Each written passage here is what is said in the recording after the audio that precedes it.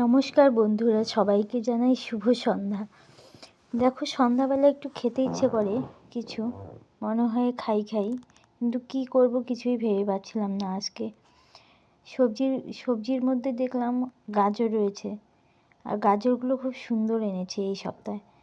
তাই ভাবলাম আজকে গাজরের কিছু একটা বানিয়ে নিব। আর আমার মেয়েও গাজর খেতে খুব ভালোবাসে। গাজরের যাই বানিয়ে দিই ও খুব সুন্দর করে খেয়ে নেয়। দেখো, আমি আগে এগুলোকে সুন্দর করে পরিষ্কার করে নিয়েছি। এবার এই গাজরগুলোকে চটপট ঘষে নেব। আমি বানাবো গাজরের একটুখানি হালুয়া। আর আমি অত শুকনো করি না, একটু মাখা মাখা ভাব। সেটাকে তুমি পায়েসের মতো করেও খেতে পারবে, পায়েসও বলা চলে। গাজরগুলোকে একটা গ্রেটারের সাহায্যে দেখো সুন্দর করে আমি গ্রেট করে নেব। একদম ঝুরি মিহির মতো হয়ে যাবে, এরকমভাবে আমি করে নেব। এই দেখো, আমার পুরোটা হয়ে গেল। পুরোটা আমি সুন্দর করে ঘষে নিয়েছি গাজরটাকে। এবার আমি রান্নার দিকে চলে যাব। খুব বেশি সময়ও লাগে না এটা, আর খেতেও কিন্তু খুব ভালো লাগে। আমি গ্যাসটা জ্বালিয়ে দিলাম। এবার আমি একটু এটাতে ঘি নিয়ে নেব। ঘি দিয়ে এটাকে ভেজে নেব। শুধু ঘি দিয়ে ভাজলেই ভালো হয়, কিন্তু আমার কাছে আজকে বেশি ঘি ছিল না, সেই জন্য আমি অল্প সাদা তেলও নিয়ে নিলাম। একটু সাদা তেল আর একটু ঘি দিয়ে সুন্দর করে গাজরটাকে ভেজে নেব। তাহলে গাজরের একটু কাঁচা গন্ধটা চলে যাবে। গাজরের কাঁচা গন্ধটা থাকলে অত বেশি ভালো লাগে না খেতে। আমার মেয়ে খুব একটা পছন্দ করে না। আর এভাবে বানালে সবাই ভালোবাসে। সেজন্য আমি এই যে দেখো, এখন সুন্দর করে ভেজে নেব এটাকে। একটু হালকা নুন দিয়েছি, নুন দিয়ে সুন্দর করে ভেজে নেব। আর এই পাশে দেখো, আমি দুধটাও বসিয়ে দিয়েছি। দুধটা আমার অনেকক্ষণ থেকে জাল হতে হতে এই অবস্থা হয়ে গেছে। তারপর দেখো, একটু ভেজে তারপর আমি জাল দিয়ে দেব। ভাজা প্রায় হয়েই আসছে, আমি আর বেশিক্ষণ ভাজবো না। এই দেখো, হালকা জলটা শুকিয়ে গেলেই নামিয়ে নেব। জল শুকিয়ে গেছে গাজরের, আর একটু লেগেও যাচ্ছে। এই পর্যায়ে আমি গাজরটাকে নামিয়ে নেব। এখন আমি এই দুধটাকে দেখো সুন্দর করে জাল করে নিয়েছি। এই দুধটা জাল করার পরেই আমি গাজরটা দিয়ে দেব। আর গাজরটা দেওয়ার পর বেশিক্ষণ জাল করতে হবে না, হালকা আঁচে অল্পক্ষণ ফুটিয়ে নেব। কালারটা দেখেছো কি সুন্দর হয়েছে।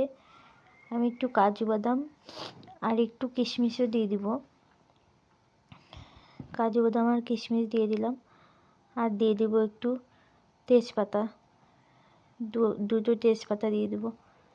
কিন্তু তেজপাতাটা একটু পরে দেব, এখন দেব না। একটু হালকা ফুটিয়ে নেব। ফুটিয়ে নেওয়ার পরে তারপরে দেব। দুধটা শুকিয়ে এলেই বাস, নামিয়ে নিলেই হয়ে যাবে। দেখো, হালকা ফুটে এসেছে। এরপর আমি তেজপাতাও দিয়ে দিলাম। এখন চিনি দিয়ে দিব স্বাদ মতো। তোমরা কেউ কম মিষ্টি খেলে অল্প একটু চিনি দিলেই হয়ে যাবে। তা আমি হালকা মিষ্টি দিব, খুব বেশি আমিও মিষ্টি করব না। অল্প একটু চিনি দিয়ে দেবো এখন। এবার চিনিটা দিয়ে খুব ভালো করে মিশিয়ে নেব। আমার তৈরি হয়ে গেল গাজরের পায়েস। এখন আমি এটাকে নিয়ে নেব। এই দেখো কি সুন্দর হয়েছে। আর আমি খুব বেশি শুকিয়েও ফেলিনি, হালকা একটু মাখো মাখো ভাব থাকবে। ঠান্ডা হলে এটা আর একটু শুকিয়ে যাবে। এখন গরম, সেই জন্য একটু পাতলা মনে হচ্ছে। ঠান্ডা হলে এটা আর একটু শুকিয়ে যাবে। আমি দুটো বাটিতে বেড়ে নিচ্ছি দেখো, মা আর আমার মেয়ে খাবে সেজন্য। এখন আমি নিয়ে ওকে খাইয়ে দেব। আর ওটা দেখেই ও খুব খুশি হয়ে যাবে। এটা ওর একটা খুব পছন্দের খাবার।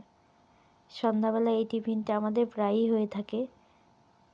আমাদের সবাই খুব মজা করে খায়। চলো যাই। এখন গিয়ে মামামটা দেখেই তো খুব খুশি হয়ে যাবে। আর তোমাদেরও যদি ভালো লাগে রেসিপিটা একবার বানিয়ে নিও। দেখো, আশা করছি ভালোই লাগবে, খারাপ লাগবে না খেতে। আর কমেন্টে অবশ্যই আমাকে জানিও কেমন লাগলো। আর আমার চ্যানেলটিকে সাবস্ক্রাইব করে দিও আর আমাদের সঙ্গে থেকো। এই দেখো খেয়ে নিচ্ছে, এখন নিজে নিজেই খাবে। খুব ভালোবাসে ও খেতে। আর বাচ্চারা এসব খাওয়ার, হেলদি খাওয়ার খেতেই পছন্দ করে না ঠিক, কিন্তু ওদের যদি এরকম মজা করে রান্না করে দেওয়া যায় ওরা খুবই খেতে ভালোবাসবে। দেখো ও তো খুব সুন্দর করে খাচ্ছে। তোমরা কিন্তু অবশ্যই একদিন ট্রাই করো।